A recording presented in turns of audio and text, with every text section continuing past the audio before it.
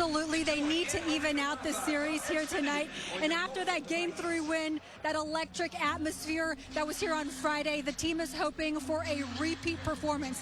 I got to tell you, after Game 3, the head coach, Quinn Snyder, one of the first things he told us was how pleased he was with his guards, DeJounte Murray and Trae Young, the leadership they showed. They both had at least 25 points, 5 assists, and 5 boards each. They played really well together, both contributed. You're looking at Trae Young now, just minutes ago, warming up, and I got to tell you, DJ, after that Game 3, he was asked if he thought it was one of their best games together. He said yes. He went on to explain how these things don't happen overnight. It takes time to build chemistry. He compared it to Celtics guards, Jason Tatum and Jaylen Brown. It took them a while to play at a high level together, and look at them now, coming off an NBA Finals appearance and looking to win it all this year. Trae had his best playoff game in a couple of years in Game 3. He dropped 32 points, had 9 assists. The last time he had at least 30 points in a postseason game, it was June 2021. Coach Snyder said he could tell his star found his rhythm. Yeah, we've watched some film, got out in the court. He's been good. He's been locked in, and I think the message, as much as anything, for him and for our whole group, is just to stay aggressive, and try to make the right play. And he got a little down. He turned it over one time and he's kind of shaking his head. It's like, let's get to the next play. I don't want him thinking about what just happened.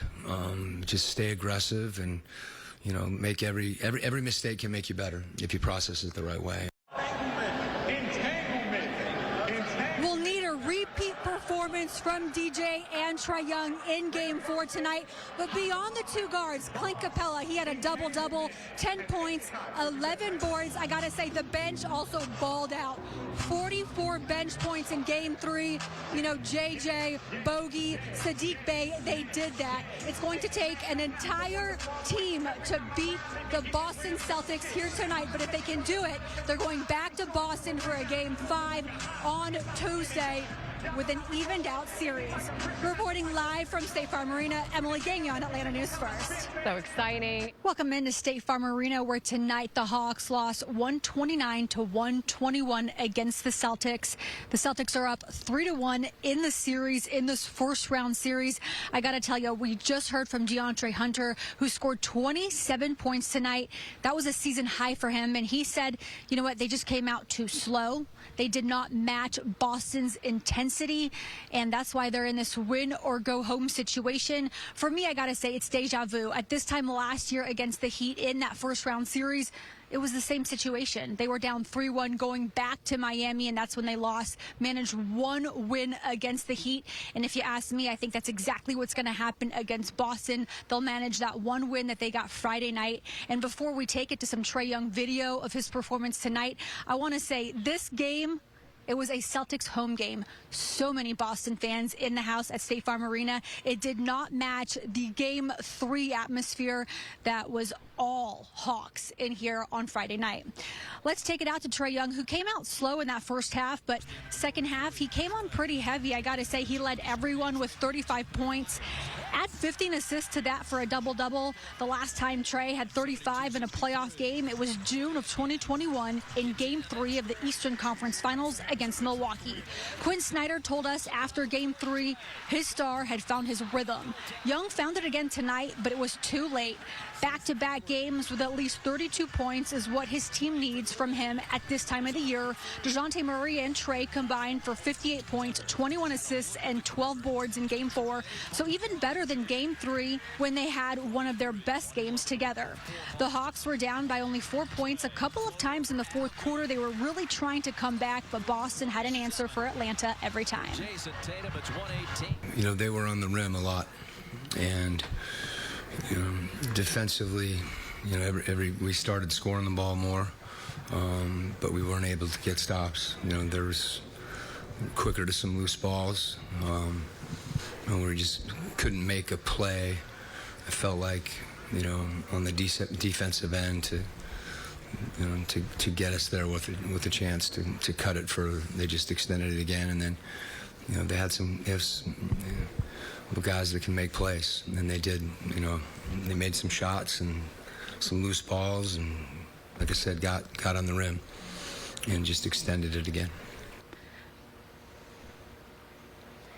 And Snyder reminded his team after the game tonight that this is still a series. They got to go back to Boston on Tuesday for Game 5 in front of a very tough crowd. But I got to tell you, those bench points from Game 3 were not here tonight. 44 on Friday, 21 tonight. That killed the Hawks. Reporting live from State Farm Arena, Emily Gagnon, Atlanta News First. I do not expect them to win Tuesday night in Game 5 in front of a packed crowd at TD Garden, a very tough atmosphere to play in, where the Celtics, they've lost less than 10 games at home. What I did not talk about off the top of the show was bench points. In Game 3, and the Hawks only win so far this season, they got 44 points from their bench. Tonight, only 21. That can make a huge difference in a game, and it certainly did tonight. I also got to say, Trae Young, though, he came on heavy there in that second half. 35 points, 15 assists from him, a double-double. But DeAndre Hunter was right behind him. He had 27 points. That was a season high for DeAndre Hunter.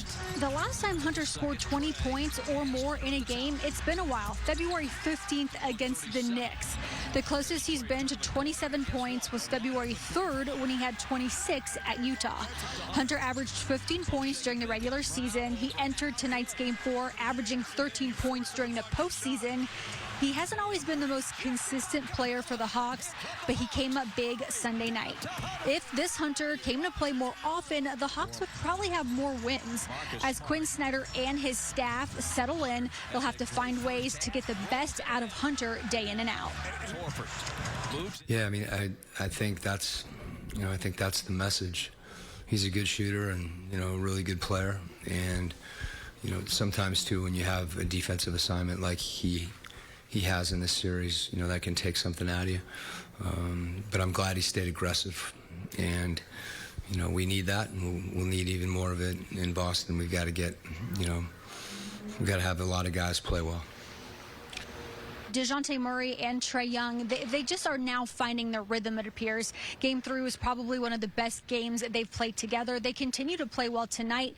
So that is one thing that we are watching, is how DJ and how Trae Young continue to gain some chemistry and work together, because that will certainly affect how they play next season if they're still both on the team. Reporting live from State Farm Arena, Emily Gagnon, Atlanta News First.